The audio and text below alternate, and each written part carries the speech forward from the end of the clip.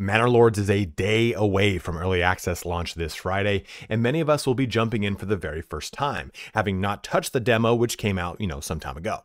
In this video today, I want to go over what the best start is in Manor Lords as far as setting up your base for success in the beginning. Now, a huge part of this game is discovering the juicy layers of mechanics, so I encourage you to stop and go attempt this on your own first before continuing, and that would of course be tomorrow. But if this is your first time on my channel, I like to upfront the knowledge of my videos so you can decide if it's the right one for you. So with that being said, without getting into the details, there are 4 big things you need to worry about, and in this order. Setting up a granary to store the food that the game gives you at the start, creating a means of food production, berries, hunting, or farming, making a logging camp so you don't resource lock yourself, and lastly, making a storehouse for the other resources the game gives you. Once you set those things up, you'll be fine. And you can, of course, approach this however you want. But if it rains and destroys your bread, you're immediately on a crunch to try and get a food production up. But maybe you didn't establish a logging camp, so now you're resource locked and can't even make food. This game isn't terribly hard, but it's easy to mess these beginning strokes up to really fumble the mid to late game.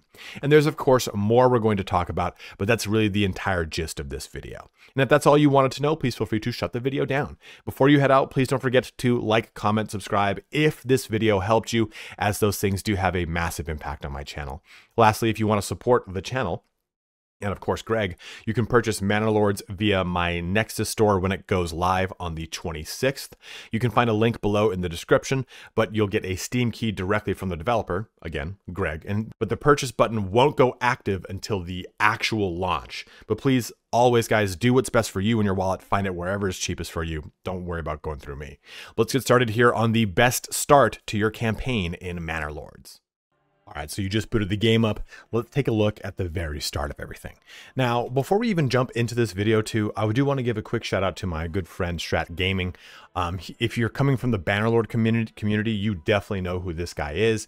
He has a ton of videos out for Banner Lord, but he's now breaking into Manor Lords, and he's a very numbers-driven person. So if you really want to get the nitty-gritty to a lot of things, he's got a lot of great videos that are going to help you out, like a 2+ hour beginner's guide, all sorts of amazing stuff. And he actually was my sounding board on a lot of the things that I brought up in this video. So I do want to give credit where credit is due. Please go and check out Strat Gaming. You can find him linked in the upper right corner, as well as the description. He's an amazing YouTuber, so please go check him out. Now that we have that out of the way, let's jump into this. And before we even do anything, we're just going to keep the game paused. Well, paused. That's going to deal with that. And we're going to take a look at our map. So before we even do anything, we kind of want to set stuff up. We want to kind of plan out how this village is really going to unravel. We know we've got 5 families. Those are going to be our workforce and all that kind of action. Now, I'm not going to dive too much into how to set your farms up. I have a video coming out for that. And I'm not going to dive too much into a lot of the nitty-gritty mechanics and explain a lot of things because, again, I have a whole beginner's guide. This is more focused on how to get yourself started if you're struggling. So let's go ahead and press C. And we're going to take a look at one important thing, our emmer fertility. So this is going to be our future wheat crop. And we got pretty lucky with this placement. We have the best possible setup for pretty much everything. We have our flax fertility is still pretty good over here. Barley, rye. Okay, so we're not going to be taking any experimental drugs, that's for sure. So I know now when it comes to planning out where my farms are going to be, they're probably going to be right around here. Well, maybe like right there, to be totally honest with you. And this is nice because it allows us to plan out how things are going to go from there. And even then, Emmer could still be, I could still have my first couple farms right in this location and be just fine with it. We also too know, we see where our berries are, and berries are not going to be very prevalent right from the start, but they will start to become prevalent about a month or 2 into your playthrough. We start here in March, and it's important to look at this too before we even unpause, because you've got, the 4 seasons, spring, summer, autumn, winter. Now, you might be thinking to yourself, okay, I'm going to jump into making a farm and get going with that. But the reality is, depending upon when you get that farm up, you really are going to need to get it up like May, July time in order for you to actually get some sort of crop yield. So don't bank on that to begin with, but at least get that whole process started. And we can also see we've got our stone deposit up here. We have got our iron deposit over here. Unfortunately, though, our wild animals are very far away. That's okay. We can deal with it as we deal with it. Now, before we even do anything, we're going to take We're going to press R, and we're going to build out the road. Now, I would really encourage you just to have fun with this. Don't really make it like a grid, right? Like, don't go, okay, no road curvature. I'm going to make a road. It is going to be like this, and it is going to be like the San Fernando Valley and in Southern California, and it is going to be a grid, and you're going to be able to get everywhere from there. You can make it like that if you want, but I would encourage you to have some fun with the roads. Have a little road curvature. Click here, click there, go there. Okay, we're making a little road. It's going around. We're touching on all these points. Cool. Okay, and cool. So now our road connects all the way around. And all the things that exist here, the homeless people's tent, the supplies, the other supplies, and our hitching post are all connected. I'm actually going to delete all these really quick here for my poor San Fernando Valley joke. If you're from there, sorry that you have so many iPhone repair shops. But from this location, we want to set things up even before we unpause. And what we want to look at here is our 8 timber. Now, timber is not going to expire if it starts raining. That's no big deal. But we want to get our bread off the ground as fast as possible. So what I'm going to do here is I'm going to take a look at our hitching post, which is basically how all the timber is transported around, and we're going to put one person there. Now, we do want to make an additional hitching post because we want to get another ox on board as fast as possible. Having multiple ox around, it's going to allow us to help set up things quicker. We'll be able to move logs to locations we need to build, maybe move logs out from the logging camps and what have you. So we know we have 8 timber to work with. So let's go ahead and press construction. And we want to get a logging camp up. We talked about that in the intro. And we also talked about how we want to get up a storehouse as well as a granary. Those are our big 3 things to tackle first. Let's look at the cost. So that's 2, another 2, so we're at 4. And this is 2, that's at 6. So we've got 2 more lumber to kind of do whatever we want with. And one of those lumber is going to go right here to the hitching post so that we can have an additional hitching post. So what I'm going to do here is I'm going to make our storehouse, and our storehouse is going to be right next to these supplies, because this is going to enable us to get these supplies from this location to this location as fast as possible. And I'm going to put the priority of this up to the highest possible. And after that, we're going to make this is storehouse. Whoops. I'm not going to make a storehouse here. We're going to make a granary there. Wow, what a great video this is. Make sure you stick around, like and subscribe because I'm a shithead. But okay, we got the granary up, and now we're going to make a storehouse. Now, the reason I put these 2 together is that we're going to also make a market, and that market is going to inhabit this location right here. But we have this homeless people's tent in the way, and we're going to get rid of that in due time, so don't worry about it for right now. So we've got our granary. It's the highest construction priority because we want that first, right? If it starts to rain, that bread's going to get destroyed, and that's our only food right now. You can take a look up here. We have enough food for 4 months. And that's going to be our kind of not second priority, but a secondary priority to what we're doing here. Now for our storehouse, we're going to set the priority here just to high, and we can go to highest and then very high. And high because really what's going to that storehouse is the stone, the tools, the firewood, not this lumber. Just this stack right here. And that stuff can last through about a rain or 2. So it's not a big deal. But what I also want to produce is that logging camp. Now the logging camp, you can move around as you see fit. And I'll kind of show this off in just a second. And I think, you know what, honestly, like this is a good first place for the logging camp. It'll be fine right here. But we're going to want to connect this so at least our guys, our pops can get to it quickly. And we're going to put this to the very high.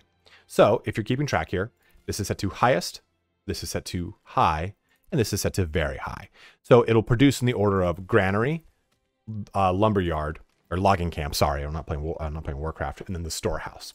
Those are the big 3 things we want to take care of. But since we're already in this screen too, let's take care of this as well. Where is it? I don't know. I don't know what I'm doing with my life anymore. Oh, it's over here. A hunting camp. Now the hunting camp sits outside of our cost that we talked about in the initial kind of allocation of things, because it does not cost us anything to create this. Whereas if I look at the forager hut, it cost us 1 lumber. So we can make the hunting camp as one of our first things.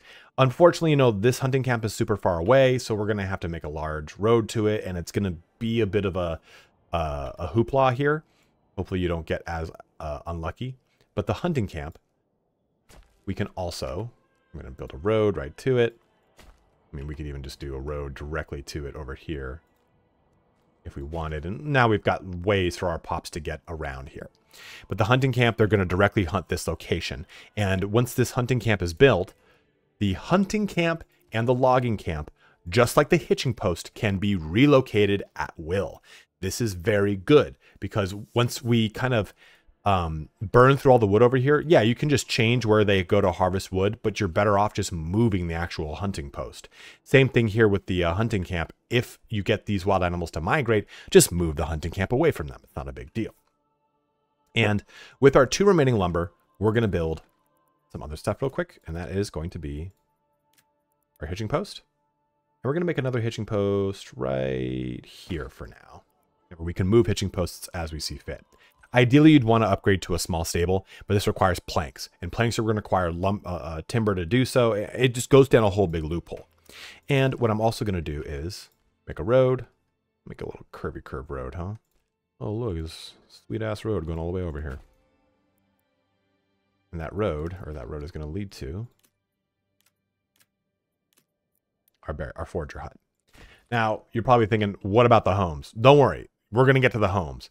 The homes are not as crucial as kind of setting up these initial situations. And the reason behind that is the people can be homeless for a good amount of time as long as their other base needs are being met. And as long as we get them in homes before winter, which we will be more than capable of doing. So we have got this set up to the highest. This is set up to very high. This is set to high. We have the forager hut set to medium. We're actually going to bring it to low. So the forager hut will be the last thing we produce because it does cost us lumber to do so. And the next thing we're going to produce, though, is going to be the hunting camp. So I'm going to go ahead and just press fast forward, let the game go through this. Ideally, you would not do that. You would keep doing things while they're producing this and assigning jobs, and I'll do that here and there. But for the sake of the video and making it look cool, I'm just going to fast forward from this point on. So we stopped right here because the granary is up. The second the granary is up, press E or just press this button and assign a family. Because like I said, we want to get this off the ground as fast as we can. And as things are built, you're going to see me doing that. So I want to stop you now and tell you that. So right now, the granary is going to come up. We're going to put another person into the logging camp, and we're going to put another person into the storehouse, and we're going to hold off on people for a little bit. But we'll continue now with the fast forward.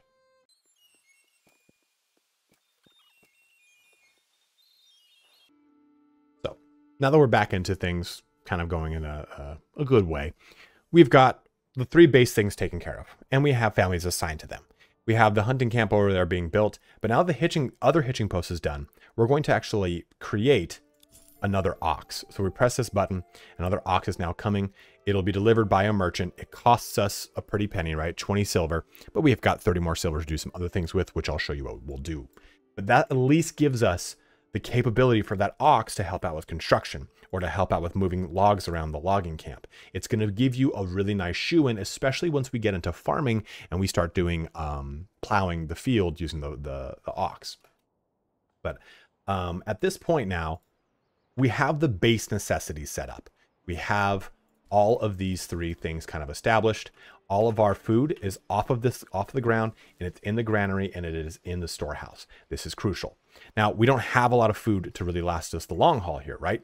So what we're going to do here is, now that this stuff is in the storehouse, I'm not as worried about this. We're going to remove a family member here, and we're going to put them over here into the hunting camp. Now, the reason we're keeping someone over on the granary is because of the way that the game kind of reacts to moving items around. So I can move, any one of these little pops can move an item just by simply like carrying it from one point to the other. But someone in the storehouse or the granary, either one, is going to use a hand cart. Let me see if there's anyone here doing it and I can find out. Oh, they're just waiting for someone to have them to transport. But they'll use a hand cart, which will transport 10 of one resource from the storage, the local storage of a location, to its other storehouse, its granary, whatever the situation is. So by having the storehouse here, or the granary here, and having someone in it, we're having someone constantly transport food back to basically the hub of our community. Now, in this case, unfortunately, our hunting camp is so far away. Hopefully you don't have that. But you can see here that someone's going and doing the hunting. Yeah, I've just said that, I think. And that's all good, fun, and dandy, but it's going to just take a long time to get from here all the way to our granary. So now that we have those space things set up, our timber is starting to come up in the world. Let's talk about burgages. So I fast forwarded us a little bit to get just enough timber to make this happen. We've got 5 families right now, and we want to put them into houses, if not possibly expand them to have more homes so we can get more families in here. But we're not going to get more families until we get around like 60-70% approval. So we don't need to worry about that expansion just yet. So we're going to come to our burgage slot and we're going to have some fun. Now, as you click your first click, where you drag this is where the front of the kind of set of homes are that you're going to create. So I'd advise you not to do like something like this where the homes are out that way, you know, like that doesn't help you as much. You now have to create a road to match all that. But all of our big hub and stuff is over here. I can have, you know, something like that if I want, and we can kind of set it from there. But really just kind of have fun with this. You can create a road around it too if you want to kind of create like a little bit more of a dynamic situation with your homes. So they're not just kind of a static block of houses. You can say like, oh, you know what? Let's do this over here. Let's create this big curvature. Okay, big curvature. There we go. Go like something like that. And this is like, all right, well, here's our first neighborhood, right? And this means we're going to take our burgage slots. Going to go like this. Kind of follow the road wherever the hell it is. Can't even find the damn thing. Real cool video I'm making here, right? Like clearly we can't make something like this, but this just gives you an idea. This is also not like the most optimal way to make it, right? Like you can see there's a huge back end of this that is just completely wasted. But there's another thing to kind of take a note of when it comes to making these burgage slots. You see all these little homes. Well, that indicates that you will have one family per lot, except for the ones on the wings, right? The wings have another little plus house to make kind of a duplex. And that duplex means that I can house, I don't know if I said it like that, house another family in this plot. This allows me to kind of get 2 for the price of 1, which is nice. So kind of do this as you see fit. You know, we'll kind of probably do something like this, maybe like right here. That's even too large. Dude, you just need about 5, right? I don't want to do something that skewed. That gives us 6 slots, which I actually kind of like for expansion purposes. But you know what I just said a little bit ago, we don't need to worry about that. So right now we're going to do these 5. Damn. That 5 right there for now. So they're going to now build that. Now I put someone over here onto foraging to kind of make my life a little bit easier when it came to food. So we're going to take that person off of that so they can come over here and help build these slots. Let's go ahead and just simply fast forward while these get built. And again, you ideally would not do this. You would do other things while stuff is being built to maximize your time, especially in this first year. This first year is pretty crucial to get stuff up and running. In fact, realistically, you'd want to kind of start plotting out a farm at this point as well and get those situations going. Let's go ahead and just fast forward though for the sake of the video, making it look cool.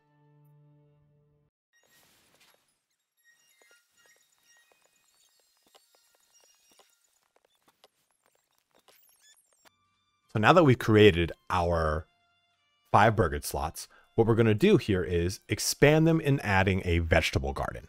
Now, I have already recorded this segment and I unfortunately had the microphone muted, so I'm redoing this now, so I can't actually do this in real time as far as adding them. But I've added a vegetable garden here and a vegetable garden here, each one for 15 silver, taking our starting regional wealth from whatever it was, I think it's 50, now down to 0. Which is fine. We'll have plenty of ways to get more regional wealth later on in the kind of mid game. But what this will do here is kind of add some food variety to us. You'll see food stall supply. This is saying that it needs at least 1 type of food supplied in the marketplace, at least 2 types of food supplied in the marketplace. So with this, we get 2 additional foods added in. Well, 1 additional food added in from 2 different sources. And I don't have to manage them. They can just do their thing on their own, no big deal. So if you're counting now, we've got 1 food, 2 food, and 3 food variety covered across all 3 of these. And we haven't even gotten to the farm, which is going to add a 4th food variety. But the nice thing is that when winter comes, you'll stop being able to harvest your crops. You won't be able to harvest the berries, and your vegetables will kind of wane. So you'll be able to keep a large supply of food that will then enable you to just be able to always have a nice supply available to your pops. So now that we've covered our burgages and kind of setting everything up, let's talk about markets and some other final points to conclude setting up your starting portions of Manor Lords. So if we jump over here again to our granary and our warehouse or storehouse, we have the ability to sell these items that we now have stockpiled here. So how we're going to do this is by going to construction, we're going to go to a marketplace and we're going to do this. And we want this stall to be as close to these as possible because we're going to upgrade these once we have the planks to do so. And that will allow us to, you know, vastly increase our storage for both. And that's going to be great. But the nice thing is that this stall will then allow us to sell fuel, food, or clothing to these burgage slots. Now, in my original testing of this, I thought that the distance from the marketplace dictated whether or not the burgage slot will tap into the marketplace. But my good buddy Strat has shown me that that is not true. As long as they're on this, you know, region, they will tap into this as long as the stall has the variety to hit these burgage slots. So you don't need to worry about the distance from these locations. Anything that goes from the marketplace to the burgage slot is instantly transported for some weird reason. But the storehouse and granary will take time to bring them to the marketplace. So that's why these three are all close together. And eventually, too, you can build another granary and storehouse around this if you want on these other locations. So that sets that up there. We're going to go ahead and just kind of let that do its thing. I'm going to unpause. And now we kind of have the bones of everything set up. We've created the marketplace. The marketplace will now supply our 5 burgage slots. We have storage for all of our, supplies. We have creation of lumber so we can start to expand things. We have food variety covered from this and from this. And also to note with the hunting camp, this produces hides, and hides can be sold using something as simple as a tanner. Where is it? Yeah, tannery. Hides produce leather, which then goes towards the clothing stall supply. So we have a lot of the basic things taken care of. And by and large, this is your good kind of starting point for the game.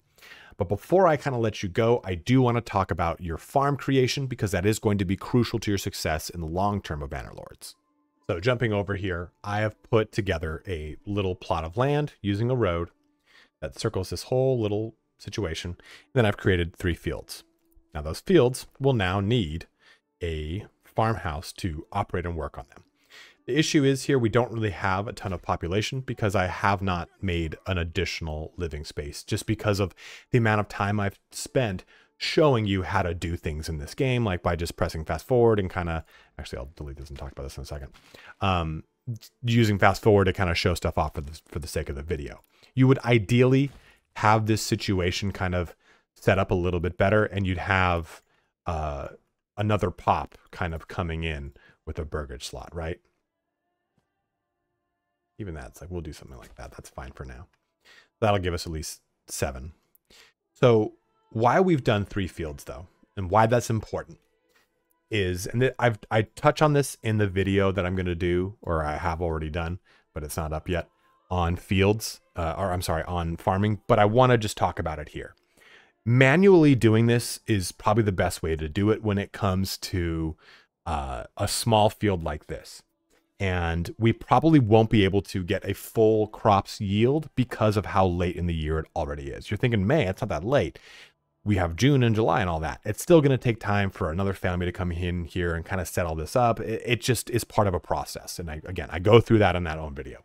But let me talk about crop rotation real quick so that you understand this. And I think it's an important thing to understand for the beginning of the game. The first time I started doing this, we have all 3 fields here, right? 1, 2, 3, as denoted by these blocks. I did it like this. And if you are smarter than me, which you probably are, you're going to realize the issue here. So in year 1, I'm going to produce a shit ton of wheat. In year 2, I'm going to produce nothing. And then in year 3, I'm going to produce more wheat. So I'm not really going to properly crop rotate. What you should do is look at this as 1, 2, 3, and in a straight line of year 1, a straight line of year 2, and instead think of it like this. So crop field 1 is going to produce wheat, then wheat, and fallow in 3. And then we're going to do wheat, fallow, wheat. And then we're going to do fallow, wheat, wheat. So you can see that fallow, rather than it being like we're swapping each field, the field that is fallowed is rotated, physically rotated every year. This will allow us to maintain high fertility, have an amazing amount of crop yield. And you can see at 62%, this is very, very high. You're probably going to be looking more like 30, 40%, and that's just fine. This fallow right here is going to enable this wheat to probably jump up to like 62, 63%. So you're going to have a lot to come out of this. So that's how you'd set up your initial farm. And you want these 3 smaller farms, because if you have larger farms, even this, I'm not going to lie to you, these 3 are pretty large farms. The best way to operate these 3 farms is by getting heavy plow right there unlocked in your development, and making it so that this farmhouse, when it's built, has one of your 2 oxes dedicated to it. The ox will plow the field while your rest of your family will plow the other 2 fields, and then they'll all just kind of put the seeds in. So hopefully, and I'll jump this forward to show all this off here in a second, we'll be able to produce enough crop by the time that harvest season comes, or else we're kind of shit out of luck when it comes to the farm. And that's okay. It's okay for that to happen in the first year. Don't get kind of bent out of shape going, oh, it's the first year, I'm about to hit winter and my crops aren't producing. That's okay. As long as they're producing in January, or when the frost melts, that's all that matters. Let's go ahead and kind of jump forward a little bit and show all this off together. Now that everything's kind of set up here, we can see that this ox is going ahead and tilling this field while these guys do that over here. And then this ox is probably going to switch over to this field and do it. And they can do it much faster than them. And they'll go over here and plant seed in this one and that one and this one. To be honest with you, I thought we weren't going to make this pretty well, but it's the beginning of June and we probably will get a pretty good yield here. And that's great. Now there's one big thing now that we need to take care of, now that we've set some things up to really be in a better situation. And that is our number of months before supplies run out. Our food's great. We have a lot of really good food production across everything. Our last thing is fuel. So we want to make a woodcutter's lodge. And we're going to place this next to where our kind of stock of lumber is going to be. And you can see that that is going to be our logging camp right now. I don't have anyone in my logging camp, but that's okay. Not a big deal. We hopefully will get someone coming into the town soon. We have quite a bit of food variety. I've built another burgage slot, so we hopefully should see that kind of coming about. And we also need a bit of water access. So we can take a look at our underground water. We can see that water is all the way over here, which is just fine. We can just simply pop a well wherever we can find one. We don't need to put it attached to all this if we don't want, but it'll be fine right there.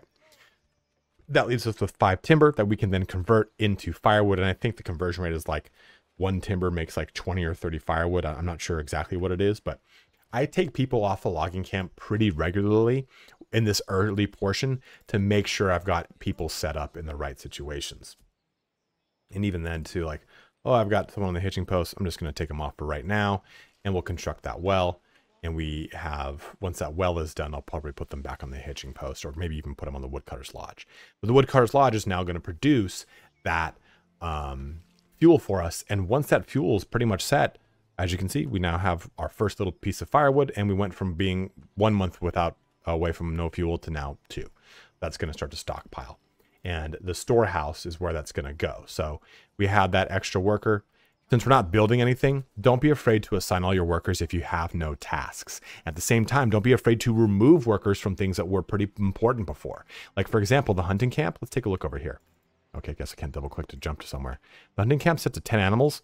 Well, we're not really going to get much out of this, so I'm going to remove this guy as the hunting camp right now. Let this come back. We're in June. The hunting is best done during the winter too, so I can actually throw this guy over here onto the field and help really kind of set this field up to help me out. These 2 are the ones that are producing, but you know what? Hey, these guys, they have completely sowed all of the crop. So I'm actually going to remove everyone from the farmhouse right now.